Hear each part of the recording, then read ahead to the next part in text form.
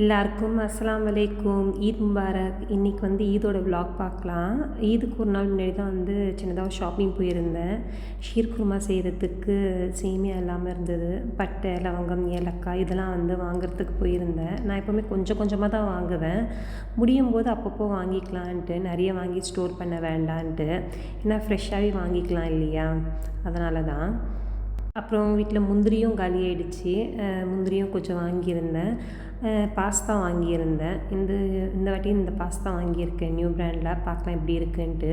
ரம்ஜானுக்கு மெஹந்தி இல்லாமல் எப்படி, என் பொண்ணு மெஹந்தி வேணும்னு கேட்டுட்டு இருந்தா. 500 ஃபீல்ஸ் ஒரு கோன் வாங்கியிருந்தேன். அதாவது இந்த கோன் வந்து 150 ரூபா ஆகுது நம்ம இந்தியா காசு. என் பொண்ணு ரொம்ப ஹாப்பி ஆகிட்டா மெஹந்தி வச்ச உடனே. காலையில் 4:30க்கெலாம் எழுந்துட்டோம். ஏன்னா 6 o'clock வந்து எங்கள் பள்ளிவாசலில் வந்து தொழுக வச்சுருக்காங்க. காலையில் எழுந்தோடனே ஒரு பெரிய ஷாக்கு. அது என்னன்ட்டு நீங்களே கேளுங்களேன்.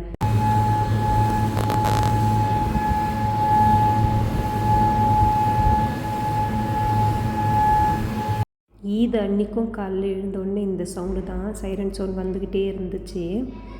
இதை கேட்டுட்டு பள்ளிவாசல் போகலாம், ஏன்னா வந்து டைம் ஆகிட்டே இருக்குன்ட்டு பள்ளிவாசல் கிளம்பிட்டோம்.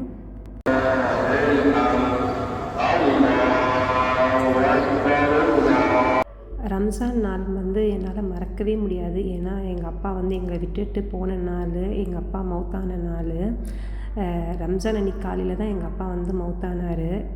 என்னோடய வாழ்க்கையிலேயே இந்த நாள் மறக்கவே முடியாது.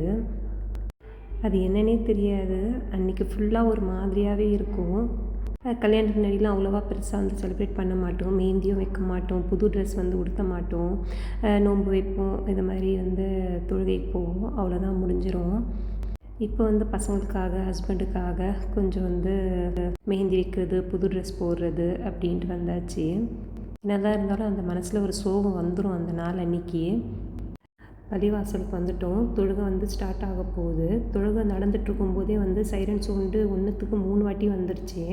அதெல்லாம் முடிச்சுட்டு வீட்டுக்கு போயிட்டு ஷீர் குருமா ரெடி பண்ணலான்ட்டு ரெடி பண்ணியாச்சு. நெய்பர்ஸ்க்கு, ஃப்ரெண்ட்ஸ்க்கு எல்லாருக்குமே கொடுக்கணும். பிரியாணி, ஷீர் குருமா அப்படின்ட்டு எல்லாமே ரெடி பண்ணிகிட்டு இருந்தோம்.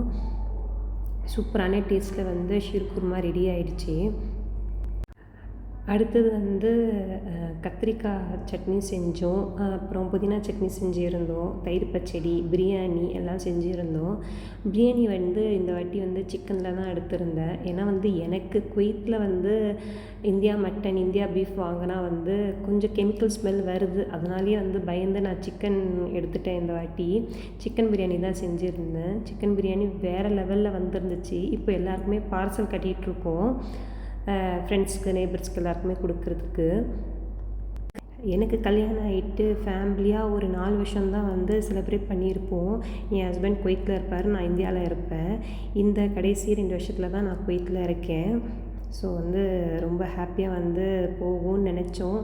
லாஸ்ட் இயர் நல்லாவே போச்சு. இந்த வாட்டி கொஞ்சம் வார் ஸ்டார்ட் ஆனனால வந்து கொஞ்சம் பயமாகவே இருக்குது, என்ன எப்போ ஆகும்ன்ட்டு. ஸோ எனிவே என்ன எப்படி இருந்தாலும் வந்து நம்ம ஹஸ்பண்டோட ஒரு ஃபேமிலியாக இருக்கும் இல்லையா, அதுவே ஒரு பெரிய சந்தோஷம்தான்.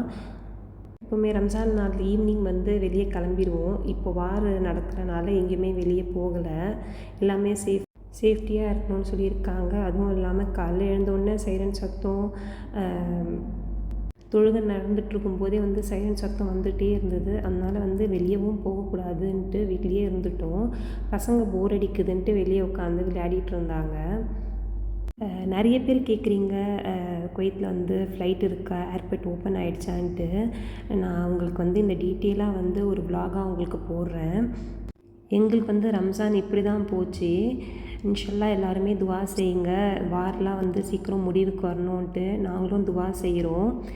எல்லாருக்குமே ஈத் முபாரக். அஸ்ஸலாமு அலைக்கும். வேறு ஒரு விலாகில் பார்க்கலாம்.